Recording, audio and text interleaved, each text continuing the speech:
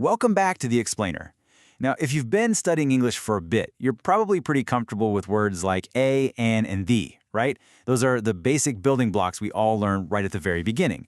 But here is a fascinating truth about reaching that next tier of fluency. At the intermediate level, fluency often hinges on a secret grammatical superpower. And that superpower is knowing exactly what not to say. So today, we are mastering the power of nothing. All right, let's dive right into what this actually means. The zero article is the intentional omission of an article before a noun. And I really want to emphasize the word intentional here. We're framing the omission of these little words not as an accident or a mistake you made while speaking too fast, but as an active, invisible grammatical tool. When you choose to leave out the, you aren't just forgetting a rule, you are actively applying one. That empty space actually carries massive meaning. So, here's our roadmap for today. We'll start with the zero article. Then compare general versus specific. After that, we'll cover names, cities, and countries, look at mapping the world, and finally, we'll dig into purpose at the institution. All right, Section 1, the zero article, the invisible word. Moving right along to Section 2, general versus specific, the scale of specificity. Think about how adding the word the completely shrinks the scope of a sentence. When we say, dogs are friendly, we use the zero article, literally nothing at all, because we're talking about all dogs in general, every single dog in existence. But if we say, the dogs in my neighborhood are friendly, boom, we've zoomed all the way in. We aren't talking about the entire species anymore. We are talking specifically about the ones on your street. And you know what? This brilliantly illustrates the exact same rule applied to uncountable nouns too. Water is essential for life is a grand universal statement about all water everywhere. General truth equals zero article. Simple.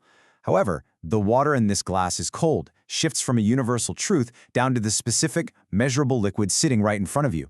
That level of specificity absolutely demands the word the. Let's jump into Section 3, names, cities, and countries, the standard rules.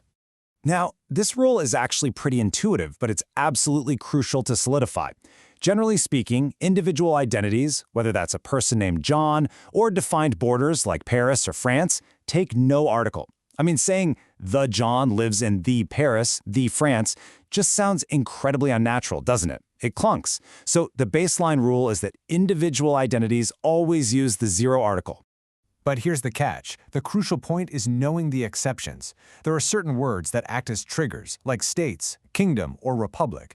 If a country's official name includes words that group things together, multiple states, a united kingdom, a republic made of its people, you absolutely must use the. It acts like the glue holding those political groups together.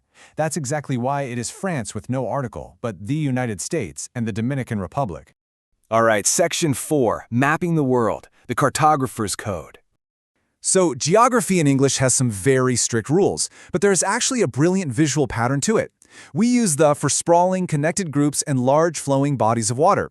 Oceans, seas, rivers, mountain ranges, island groups, and deserts. They are massive, sprawling collections. Conversely, we use the zero article for singular, isolated geographic features, a single lake, one solitary mountain, or a lone island. Sprawling groups get the, while singular features get nothing. Let's apply that cartographer's code directly. A single peak is Mount Everest. One contained body of water is Lake Victoria. One single landmass is Madagascar. Singular means no article. Now, contrast that with sprawling groups. A connected mountain range becomes the Alps. A long flowing river is the Nile.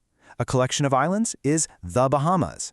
And the vast sprawling sands make up the Sahara Desert. Honestly, once you see the logic of groups versus singles here, you will never unsee it.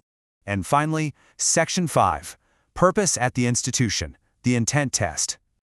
I want you to think of this rule like a little mystery of intent. The grammar literally changes based on what is happening inside a person's head. When Sarah goes to school, we use the zero article because she is fulfilling the intended purpose of that institution. She is a student, she is there to learn. But when Sarah's mother went to the school to meet the teacher, we add the. She isn't a student, she is just visiting the physical building for a secondary purpose. Her intent completely changes the grammar. Let's reinforce this with a highly relatable, everyday example. He went to bed. Well, the fundamental purpose of a bed is to sleep, right? So we use the zero article. However, if he sat on the bed to tie his shoes, he obviously isn't sleeping. He is just using the furniture as a chair for a moment. Because it's a secondary purpose, we must say the bed. It's an incredibly nuanced way that English distinguishes between abstract concepts and physical objects. So, to summarize this psychological intent test into one punchy rule. Primary purpose? No article. Secondary purpose? Use the. Ultimately, your underlying purpose dictates your grammar. And that brings us to the end of our explainer. We've journeyed all the way from the grand scale of general versus specific, navigated the geographical rules of mountains and oceans, and even uncovered the psychological intent hidden right inside our sentences. You now know the rules of the zero article. But here's the real question. Can you master the power of nothing? That is the real challenge, taking these intermediate skills into the real world. As you read, as you listen, and as you speak, I want you to start noticing those empty spaces. Start harnessing the invisible power of the zero article in your own fluency journey. Thanks for joining me today. Keep learning, and I'll see you next time.